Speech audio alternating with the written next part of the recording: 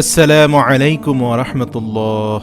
সুপ্রিয় আলোর পথের দর্শক মণ্ডলী, আশা করি মহান আল্লাহ রব্বুল আলামিনের অশেষ মেহেরবানি ও দয়ায় আপনারা সবাই ভালো আছেন। আল্লাহ তাআলা মানুষকে সৃষ্টি করেছেন তার ইবাদত করার জন্য, কিন্তু অনেক সময় আমরা আল্লাহর ইবাদত না করে কিছু ভালো অথবা বাজে কাজে নিজেদের জড়িয়ে দেই। তখন আল্লাহ তাআলার নির্দেশে ফেরেশতারা সেই অনুযায়ী যথাক্রমে সওয়াব এবং গুনাহ লিখতে থাকে। ফেরেশতারা ঠিক কিভাবে আপনার সওয়াব বা গুনাহ লিখে থাকে এ বিষয়ে পবিত্র হাদিস শরীফে উল্লেখ আছে। হযরত আবু হুরায়রা রাদিয়াল্লাহু তাআলা আনহু থেকে বর্ণিত, রাসূলুল্লাহ সাল্লাল্লাহু আলাইহি ওয়াসাল্লাম বলেছেন, আল্লাহ বলেন, আমার বান্দা যখন কোনো পাপ করার ইচ্ছে করে তখন তোমরা তার সাথে সাথেই লিখো না, যতক্ষণ না সে তা করে। যদি সে তা করে সমান পাপ লিখো, আর যদি সে তা আমার কারণে ত্যাগ করে তাহলে তার জন্য তার নেকি হিসাবে লিখো। সুবহানাল্লাহ, আল্লাহু আকবার।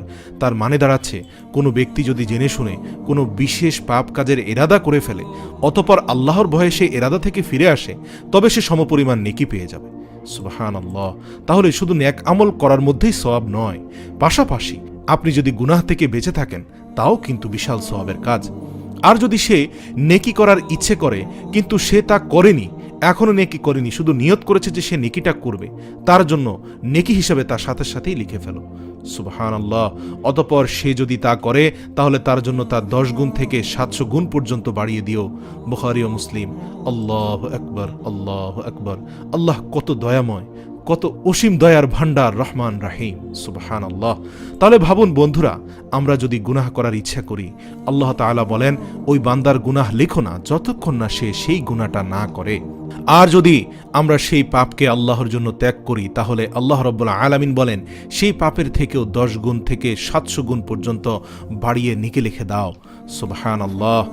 সবাই আবারও বলি সুবহানাল্লাহ। তাই বন্ধুরা, আজকের ভিডিওতে আলোচনা করব একটি ছোট্ট দোয়া, যে দোয়াটি পড়লে 70 জন ফেরেশতা আপনার জন্য 1000 দিন পর্যন্ত আপনার আমলনামায় শুধু নেকি লিখতে থাকবে।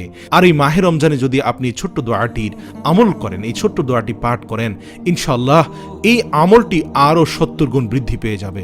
সুবহানাল্লাহ। হযরত ইবনে আব্বাস রাদিয়াল্লাহু তাআলা আনহু থেকে বর্ণিত, তিনি বলেন, নিশ্চয়ই রাসূল সাল্লাল্লাহু আলাইহি ওয়াসাল্লাম বলেছেন, যে ব্যক্তি এই দোয়াটি একবার পাঠ করবে 70 জন ফেরেশতা 1000 দিন পর্যন্ত তার জন্য সওয়াব লিখতে লিখতে ক্লান্ত হয়ে যায়।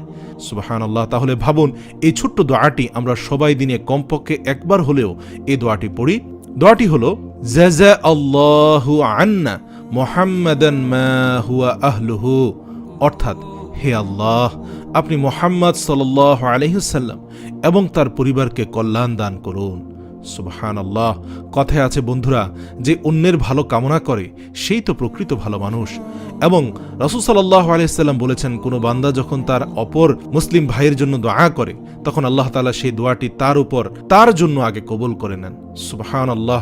বন্ধুরা, এই ছোট্ট দোয়াটি হলো অত্যন্ত ভাব গাম্ভীর্য এবং সুদূর প্রসারী অর্থসম্পন্ন একটি দোয়া।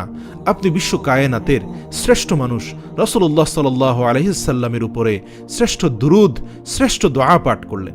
এই দোয়ার মাধ্যমে আমরা আল্লাহর কাছে মহানবী মুহাম্মদ সাল্লাল্লাহু আলাইহি ওয়াসাল্লামের জন্য এবং তার পরিবারের জন্য কল্যাণ কামনা করেছি। একটু খেয়াল করলে বুঝতে পারবেন, মহানবীর পরিবারের মধ্যে কিন্তু তার উম্মতগণও অন্তর্ভুক্ত। আর আপনি এই দোয়ার মাধ্যমে মহানবীর পরিবার তথা সকল মুসলিম জাহানের জন্যই দোয়া করেছেন, যা অনেক বড় মহানুভবতার কাজ। কারণ আজকাল আমরা খুব বেশি আত্মকেন্দ্রিক হয়ে গিয়েছি।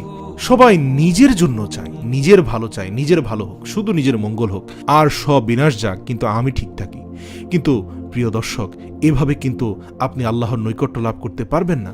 এভাবে আপনি আপনার নিজের কল্যাণও আল্লাহর কাছে চাইতে পারবেন না। আল্লাহ তাআলাই শিখিয়ে দিয়েছেন, তুমি অপরের কল্যাণ চাও তাহলে তোমার কল্যাণ আমি সবার আগে করব। কিন্তু বন্ধুরা, এই দোয়ার মাধ্যমে আপনি শুধু নিজের জন্যই না, বরং পৃথিবীর সর্বকালের শ্রেষ্ঠ মানুষ, শ্রেষ্ঠ নবী রাসূল সাল্লাল্লাহু আলাইহি ওয়াসাল্লাম সহ সমগ্র মুসলিম জাহানের জন্যই দোয়া করেছেন। আর এজন্যই এই দোয়া অনেক বেশি ফজিলতপূর্ণ।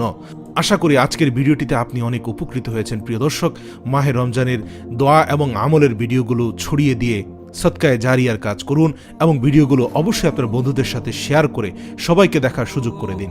ওমা তৌফিক ইল্লা বিল্লাহ।